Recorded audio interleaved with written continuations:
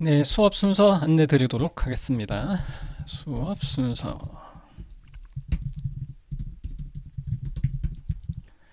먼저 배경 지식을 설명드릴 때가 있어요.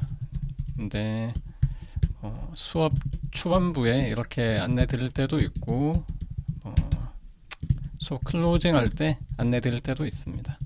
아무튼 이렇게 배경 지식을 안내 드릴 때가 있고요. 그 다음에 이제 뭐 글을 읽고 설명을 드리는 이런 과정이 있고요.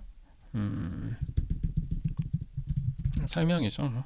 그래서 단어에 대한 설명, 표현에 대한 설명, 어떤 문법에 대한 설명 등등 이렇게 드리고, 물론 배경 지식이 이때 포함될 수도 있긴 하고요. 이렇게 설명을 드리고 그 다음에 문제를 풀고요. 수업 자료 중에 그냥 해외 언론사 글이나 이런 글들 할 때는 굳이 제가 문제를 그것도 생성할 때도 있긴 한데 문제가 없을 수도 있어서 그럴 때는 안 하겠지만 이렇게 기출 주로 다루는 기출에서는 문제 풀이를 하고요. 그리고 다시 좀 부연 설명을 합니다. 이것도 있을 때가 있고 없을 수도 있고 그런데 이렇게 설명을 좀 해드리고요. 그러니까 너무 설명이 이때 자세히 돼버리면 좀 문제 풀이하는 동안 이런 수업 흐름이라고 해야 될까요? 또 호흡이라고 해야 될까요? 그런 게 너무 늘어질 수가 있어서 이렇게 부연 설명을 좀 뒤에 나눠서 이렇게 하는 경우들이 있고 그 다음에 제가 어떤 수업 학습 자료들을 좀 만들어 두는 게 있는데 이제 부연 설명 이후에는 이런 학습 자료들 같이 열고 이렇게 보기도 합니다. 특정 어떤 단어나 표현에 대한 그런 자료들이 있기도 하고 그 다음에 제가 번역을 이렇게 거의 수업에서 다루는 지문들에 대해서 미리 번역을 보통 해 놓거든요. 해설식 번역이라는 어떤 이런 용어가 공식적으로 있는지는 저는 모르겠는데 이런 이름을 붙여가지고 제가 번역을 해두는 게 있습니다.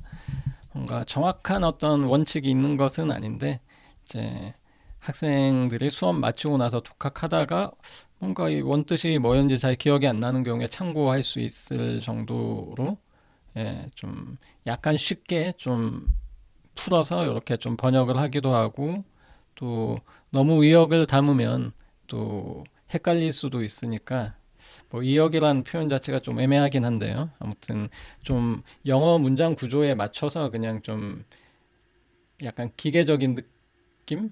이것도 좀 어색하네, 표현이. 아무튼, 그 조금 더 쉽게 좀 표현을 하는 식으로 좀 번역을 한다, 이렇게 해두죠. 그런 것들이 있는데, 그런 것들을 이제 좀 열어서 같이 이제 쭉 다시 한번 글들 읽어보면서 이제 요거까지 그냥 번역까지 펼쳐놓고 학생들한테 조금 도움이 될 때가 있더라고 이렇게 펼쳐놓고 하는 게. 그래서 이렇게 같이 보기도 하고요. 그다음에 배경 지식 관련된 이런 학습 자료들을 또 따로 만들 때가 있어요. 그럴 땐 또 열어놓고 같이 보기도 합니다. 그리고 끝으로 MP3를 듣는 경우가 많은데요. 제가 미리 거의 준비를 해 놓거든요. 듣는 것도 어떻게 보면 귀로 하는 독해죠. 그래서 이런 시간을 가집니다. 물론 독해 문제 이게 듣기 파트도 아닌데 독해 지문으로 왜 MP3 듣냐 이럴 수도 있는데 어, 영어가 꼭 독해 따로 있고 이렇게 나눠진 건 아니잖아요. 통합적인 면이 있잖아요. 그러니까 발음 어떤 단어에 대한 발음을 아는 것도 결국은 좋은 거고 그렇게 영어 발음이나 이런 걸 잘하면은 독해할 때도 뭔가 간접적인 자신감 같은 게 있지 않을까요? 생기지 않을까요? 그리고 어떤 영어를 읽을 때 어떤 리듬감 같은 것들 있잖아요. 의미상의 어떤 묶음들을 이렇게 좀 의미상 묶음으로 끊어 읽는 느낌이라든가 그런 높낮이 느낌이라든가 이런 것들 그런 리듬감을 익히는 것도 좋고 그리고 어차피 다 읽은 것들 단어도 알고 의미도 알고 이해도 하고 이런 지문 가지고 이제 편안하게 한번 들어보는 거죠. 귀로 쫓아가면서. 물론 내가 이해를 못했는 그러니까 어떤 실제로는 이제 발음하는 이런 영어를 읽는 속도를 못 쫓아갈 수 있는데 이미 읽고 이해했기 때문에 뭔가 더 내가 빠르게 어떤 리스닝 실력이 는 것 같은 착각을 할 수 있긴 한데 뭐 그게 나쁜 건 아니니까 그런 착각이 어차피 읽어서 이해한 거 귀로도 한번 이렇게 들어본다 이런 생각을 가지고 그냥 편안하게 이렇게 들어보면 되겠죠. 그래서 이런 식으로 수업은 이루어진다 이렇게 보시면 되겠습니다. 물론 이게 1대1 수업이 아니라서 좀 양방향적인 측면은 좀 약합니다. 결국 인터넷 강의잖아요. 인간 방식이기 때문에 지금의 수업이. 그래서 1대1 수업보다 어떻게 보면 좀 집중하기 약간 어렵고 이런 점도 있고 좀 단방향적인 측면이 크지만 그런 부분들은 학습자분께서 좀 더 집중하고 이렇게 몰입해서 해주시면은 충분한 그 1대1 못지않은 그런 효과를 가지실 수 있을 거라고 보고요. 특히 마지막으로 이 점은 강조할게요. 어, 미리 읽기, 학습자가 미리 읽기.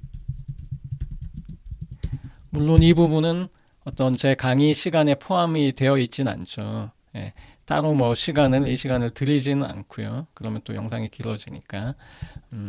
그러니까 그 전에 대신 제가 그 미리 그 영상 그런 설명이라든가 이런 쪽에다가 제가 만든 워크시트를 그 링크를 넣어 드리든가 아니면 기출 문제들 같은 경우에 그냥 공식적인 그런 사이트나 뭐 아니면은 뭐 EBS나 뭐 등등 이런 학습 사이트들의 그 기출 문제를 쉽게 접근할 수 있는 그런 공간들이 다 있지 않습니까? 그런 페이지 링크를 걸어 드린다든가 할 테니까는 미리 읽어보시는 게 아주 중요합니다. 이게 왜냐면은 수업 들으면은 그냥 뭐 일반 우리 유튜브 영상 보든 뭐 감상하는 그런 게 되는 거잖아요.